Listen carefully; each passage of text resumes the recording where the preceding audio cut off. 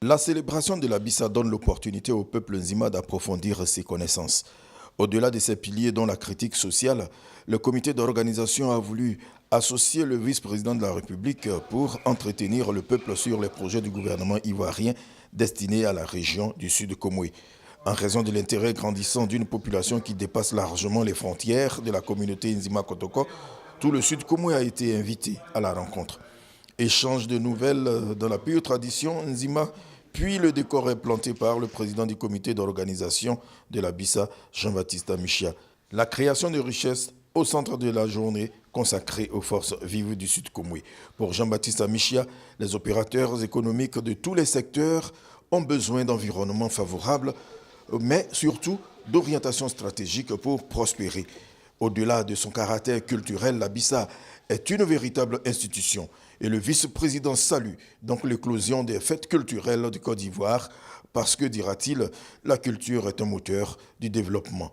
Il apparaît aujourd'hui de plus en plus clairement que le développement ne dépend pas exclusivement de paramètres économiques, écologiques, sociaux ou politiques, mais que la culture se doit être un moteur qui exerce une forte influence et non pas être un frein qui empêche les grandes avancées.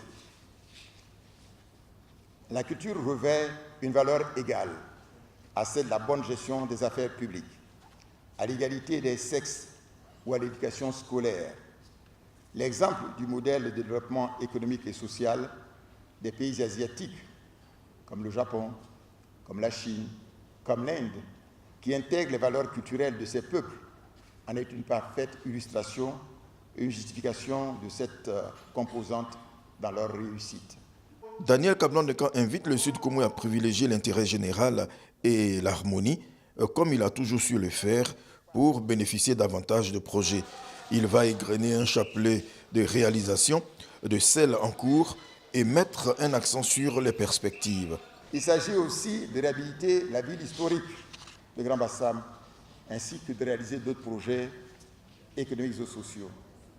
Il s'agit également, et c'est important, de mettre en valeur la voie express électrifiée d'accès à Grand Bassam. Mais il faut un beau plan d'urbanisme afin d'éviter les lotissements anarchiques actuels.